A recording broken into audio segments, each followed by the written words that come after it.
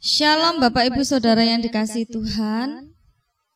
Mari bersama-sama kita akan membaca kebenaran firman Tuhan dan merenungkan firman yang akan kita baca hari ini. Tapi sebelumnya saya akan mengajak kita semuanya untuk berdoa. Mari kita berdoa.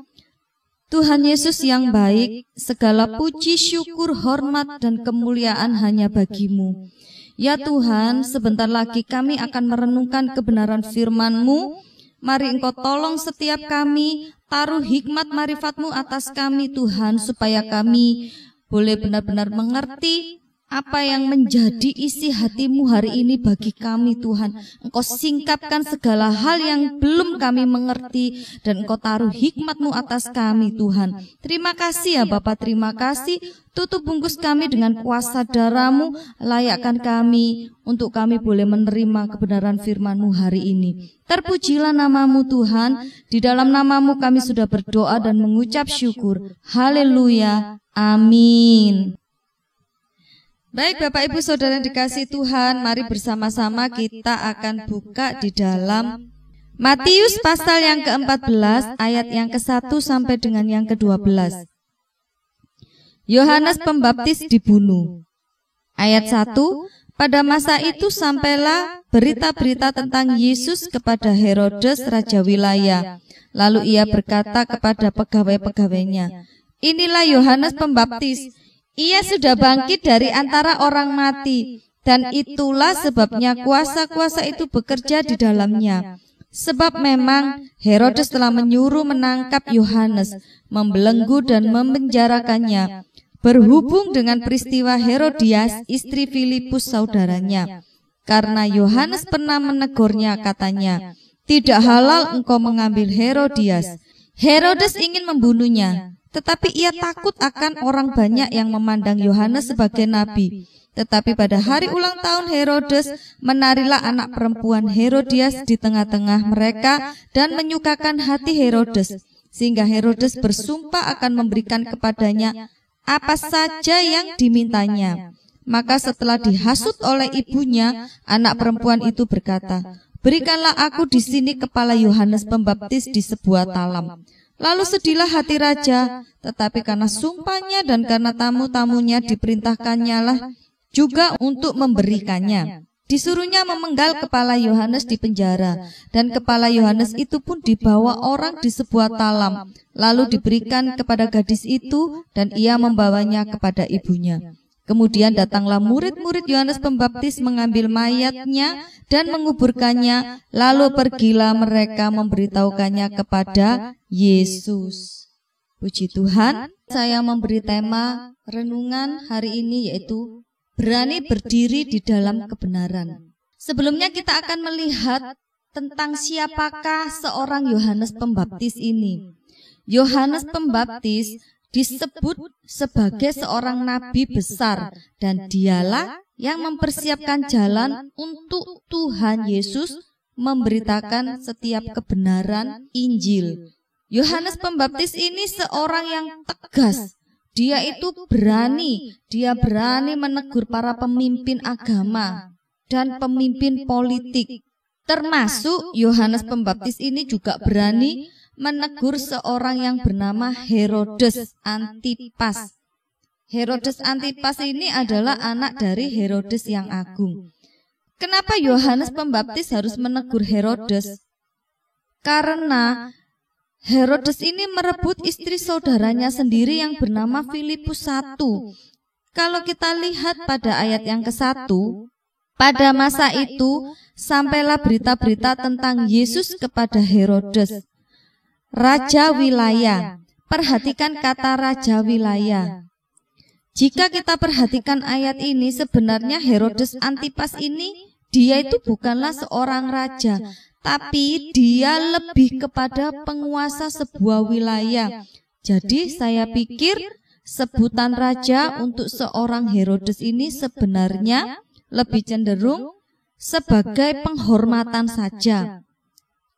Kita sudah tahu siapakah Herodes.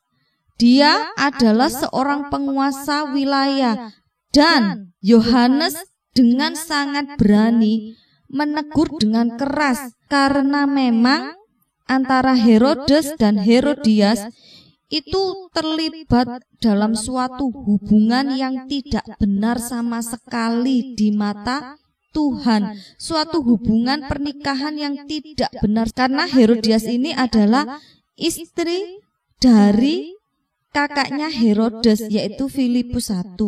Bapak Ibu Saudara yang dikasihi Tuhan, Tuhan itu sangat membenci orang-orang yang tidak setia dalam pernikahannya. Maka dari itu Tuhan memakai Yohanes sebagai kepanjangannya untuk menegur seorang yang bernama Herodes. Sekalipun pada saat itu Herodes ini orang yang sangat berpengaruh di wilayah itu, karena memang dia adalah seorang pemimpin, seorang nomor satu di wilayah itu. Yohanes tahu konsekuensinya, dia paham betul ketika dia berani menegur Herodes, apa yang akan dia terima. Dia paham betul. Saya cuma berpikir seperti ini, mungkin kalau saja teguran Yohanes itu untuk anggota biasa, atau khotbahnya Yohanes itu untuk anggota biasa, saya pikir dia masih aman. Tetapi karena teguran, karena nasihat, karena khotbahnya yang keras ini diberikan untuk seorang pemimpin wilayah, bisa dibayangkan apa yang akan terjadi. Dan pada saat itu Yohanes Pembaptis, pada akhir dari ayat ini, perikop ini diceritakan dia harus mati. Mungkin tampaknya kematian Yohanes Pembaptis ini sia-sia, tetapi paling tidak kematiannya ini telah membongkar suatu perbuatan yang tidak baik, suatu perbuatan yang busuk dari seorang pemimpin. Nah, apa yang dikerjakan Yohanes Pembaptis, teguran yang diberikan kepada Herodes dan Herodias ini membuat sakit hati dari Herodes maupun istrinya. Inilah suatu titik awal betapa tidak sukanya seorang istri Herodes, yaitu Herodias, terhadap Yohanes, karena dia mendapatkan suatu teguran yang menurutnya itu sangat mengganggu hidupnya. Dari sini saja sudah terlihat bahwa betapa egoisnya hati manusia itu, maunya terus-terusan dimaklumi sekalipun tindakannya salah. Apalagi Herodes dan Herodias ini termasuk seorang yang berkuasa saat itu. Jadi sangat memalukan ketika harus ditegur seperti itu. Nah, itu tentang Yohanes. Bagaimana semangatnya Yohanes, dia berani berdiri di dalam suatu kebenaran. Sebelum jauh, mari kita lihat tentang sosok siapakah si Herodes ini. Herodes ini dia adalah tipe pemimpin yang tidak mau ditegur. Kita lihat ayat yang ketiga sampai dengan yang keempat. Dikatakan di situ, sebab memang Herodes telah menyuruh menangkap Yohanes, membelenggunya dan memenjarakannya. Berhubung dengan peristiwa Herodias, istri Filipus saudaranya, karena Yohanes pernah menegurnya, katanya, tidak halal engkau mengambil Herodias. Nah, Bapak Ibu Saudara yang dikasihi Tuhan, pemimpin yang tidak mau ditegur, pemimpin dengan model seperti ini, susah sekali menerima masukan. Dia itu tipe pemimpin yang egois dan selalu merasa diri benar. Apalagi ketika dia berpikir, aku ini adalah pemimpin suatu wilayah, nomor satu di wilayah itu. Dari sini, kalau kita baca ayat 3 sampai dengan keempat, dia tidak segan-segan memenjarakan Yohanes karena peristiwa teguran itu. Nah, kita lihat betapa egoisnya seorang Herodes. Dia pemimpin yang benar-benar tidak mau ditegur. Selain itu, Herodes ini termasuk salah satu pemimpin yang pendendam. Mari kita lihat ayat yang kelima. Herodes ingin membunuhnya, tetapi ia takut akan orang banyak yang memandang Yohanes sebagai nabi. Dikatakan di situ, dia ingin membunuhnya, tetapi karena dia takut orang banyak yang sudah menganggap Yohanes sebagai nabi, keinginan itu cuma disimpan di dalam hatinya. Ketika dia ditegur, hatinya mulai pahit dan dia mulai menyimpan dendam kepada Yohanes. Dan pada akhirnya dendam itu benar-benar dibuai, benar-benar diwujudkan melalui anaknya. Nah, selain itu, Herodes ini adalah seorang pemimpin yang kurang bijaksana dan berhikmat. Kalau kita lihat di ayat yang ke-6 sampai dengan yang ke-9, di situ diceritakan karena anak perempuan Herodias bisa menyenangkan hatinya ketika dia menari, maka dengan mudahnya Herodes yang adalah seorang pemimpin itu mengucapkan janji dan sumpah akan memberi semua yang diinginkan oleh anak ini. Kita melihat di sini sudah nampak jelas bahwa Herodes ini adalah seorang pemimpin yang kurang berhikmat dan kurang bijaksana dalam tindakannya. Keputusannya ini loh, dia ambil tergantung dari suasana hati. Kalau hatinya lagi senang, maka apa saja bisa dia berikan tanpa melihat resiko ke belakangnya. Pemimpin yang mengambil keputusan berdasarkan suasana hati seperti ini, dia suka atau tidak suka pada saat itu sangat menyengsarakan orang yang dipimpinnya. Dan pastinya suatu saat akan terjadi ketidakadilan bagi orang-orang yang dipimpinnya. Dan dikatakan juga di ayat yang ke-10, pada akhirnya Herodes itu sangat menyesal dengan keputusannya itu. Dia tahu anaknya itu salah dengan meminta kepala Yohanes Pembaptis, tapi karena dia gengsi, dia mengabulkan saja permintaan anaknya. Dia tuh harusnya mempunyai hak untuk menolak, karena sebenarnya Herodes ini kan hanya menjanjikan suatu pemberian. Apa saja yang kamu minta, pemberian, tetapi bukan pembunuhan loh, pemberian, bukan pembunuhan. Dan ketika anaknya meminta seperti itu, meminta kepalanya Yohanes Pembaptis, itu kan sudah masuk di dalam pembunuhan. Harusnya sebagai seorang pemimpin yang baik, dia lebih bijaksana untuk menolaknya. Dia bisa saja katakan, aku hanya mau memberikan pemberian dan tidak ingin kamu menjadi seorang pembunuh yang mematikan orang. Tetapi itu tidak pernah dikerjakan oleh Herodes karena gengsinya terlalu tinggi. Apalagi dia sudah berjanji dan bersumpah di depan banyak orang. Dan apa yang dikerjakan Herodes ini? Herodes ini termasuk orang yang selalu mempertimbangkan apa pendapat orang, bukan apa kata Tuhan, apa pendapat Tuhan. Yang penting di muka umum, di depan manusia, dia mendapatkan nama. Tetapi dia tidak pernah tahu resiko apa yang akan dia tanggung nanti. Kita telah melihat bagaimana sikap arogannya Herodes ini sebagai seorang pemimpin wilayah. Tidak salah loh jika Yohanes Pembaptis ini memberikan peringatan kepada Herodes supaya tidak melakukan kesalahan atau hal yang tidak menyenangkan hati Tuhan. Bapak Ibu Saudara yang dikasihi Tuhan, dari perikop ini kita mau belajar yang pertama, beranilah menyuarakan suatu kebenaran. Yohanes Pembaptis tidak berusaha menyenangkan hati Herodes. Dia tidak mengiyakan apa yang dikerjakan Herodes dan istrinya. Bagi Yohanes, kebenaran itu adalah hal yang nomor satu. Dia berani menegur pernikahan Herodes dan semua dosa-dosa, semua kesalahan yang dikerjakan oleh Herodes. Harusnya sebagai seorang pelayan Tuhan atau hamba Tuhan, kita mau belajar seperti Yohanes Pembaptis, mau dan berani menyuarakan suatu kebenaran.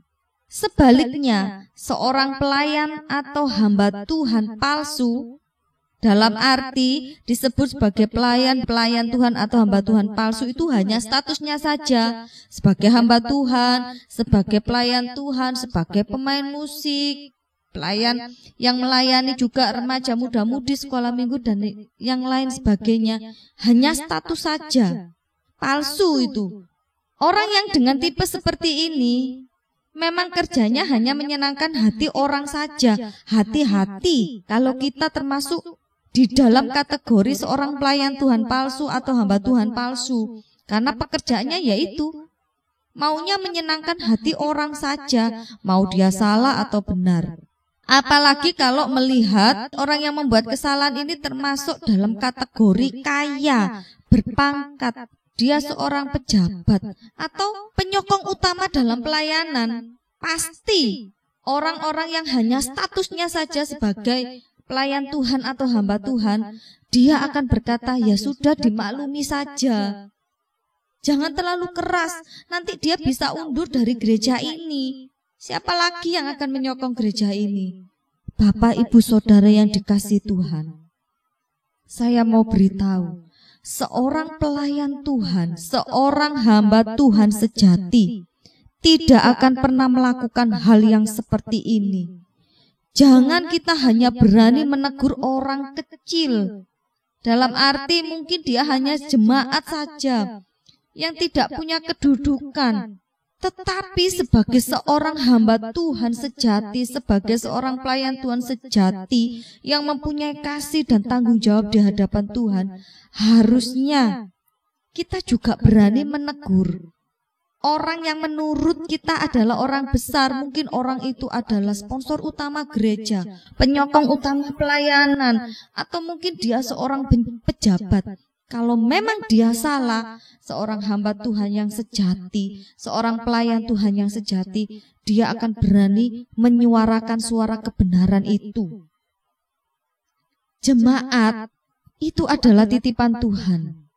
Kalau Tuhan percayakan kita untuk melayani Dia, ditegur seperti apapun, dia tidak akan pergi. Tetapi kalau memang dia harus bertumbuh secara rohani di tempat lain, tidak menegur sekalipun loh, dia bisa pindah kok, bisa lari dari gereja, dari pelayanan kita. Mari kita belajar menjadi hamba Tuhan, menjadi pelayan Tuhan yang takut akan Tuhan, bukan takut dengan pendapat orang. Kita mau menjadi hamba Tuhan, mau menjadi pelayan Tuhan yang mau menyuarakan suatu kebenaran, selalu berani berkata, kalau memang salah ya katakan salah, kalau memang benar ya katakan itu benar. Jadi jangan pernah dipengaruhi oleh keadaan apapun. Selama kebenaran itu tidak disuarakan, di situ ketidakadilan akan terjadi. Dan dimanapun kita pelayanan tidak akan pernah bisa menjadi berkat. Yang kedua yang bisa kita pelajari dari perikop ini, jangan takut dengan apa kata manusia, tetapi takutlah dengan Tuhan. Yohanes Pembaptis ini adalah contoh seorang yang takut kepada Tuhan. Dia tidak peduli status sosial atau seberapa besar orang itu berjasa, baik pada pelayanan. Mungkin dia sering memberi di dalam pelayanan. Yohanes Pembaptis tidak pernah terpengaruh dengan hal itu. Tetapi jika orang ini salah, sudah seharusnya sebagai seorang pelayan Tuhan, sebagai seorang hamba Tuhan, sebagai seorang yang percaya kepada Tuhan, tugas kita adalah memberikan nasihat dan teguran yang bijak kepada orang ini. Memang banyak sih yang beranggapan bahwa seorang pelayan Tuhan atau hamba Tuhan itu harus cinta damai. Itu benar, dan tidak boleh bikin keributan. Itu juga benar. Tetapi kalau kita lihat kenyataannya, Yohanes Pembaptis ini malah buat keributan. Ini aneh kan?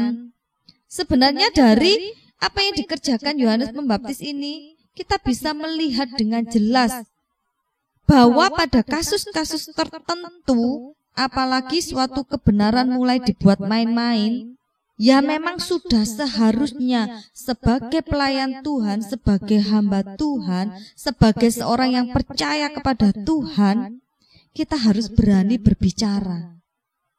Jangan takut dengan pendapat orang, tetapi takutlah kepada Tuhan, karena tanggung jawab kita itu nanti juga kepada Tuhan. Kalau memang orang itu tidak mau ditegur, ya sudah, asalkan kita sudah berbicara tentang suatu kebenaran kepada orang itu. Tidak usah takut nanti pendapatnya apa tentang kita. Yang penting kerjakan bagian kita. Bapak Ibu Saudara yang dikasihi Tuhan, kalau kita melihat kembali, sepertinya tindakan Yohanes Pembaptis ini benar-benar tidak ada untungnya. Buktinya, Herodes dan Herodias, dia tidak bertobat. Bahkan Yohanes sendiri harus kehilangan nyawa. Nah, pada saat itu kita pasti berpikir lagi, apa tindakan Yohanes ini bisa dibenarkan ya? Dia berani menegur seperti itu.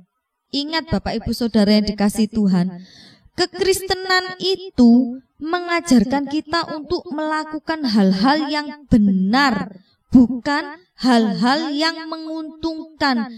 Jadi, kalau di dalam suatu pelayanan kita melihat ketidakbenaran sudah mulai diotak-atik, ketidakbenaran sudah mulai diinjak-injak, saatnya kita harus berbicara suatu kebenaran kepada orang ini. Apapun kedudukan statusnya, tegur dengan kasih. Beritahu dia, kalau memang dia tidak terima, itu urusannya. Yang penting kita sudah sampaikan kebenaran itu. Saya percaya kok, suatu teguran itu bukannya tidak bisa menghasilkan buah, bukannya tidak berbuah. Mungkin tegurannya Yohanes bagi Herodes dan Herodias tidak akan bisa berbuah karena memang mereka menolak untuk ditegur.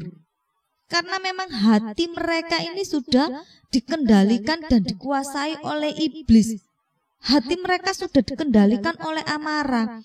Tetapi saya percaya, bagi orang-orang yang ada di sekitarnya saat itu, saya sangat yakin apa yang dilakukan Yohanes ini akan menghasilkan suatu buah yang dapat merubah pola pikir yang salah tentang suatu pernikahan atau karakter seseorang menjadi suatu pola pikir yang benar.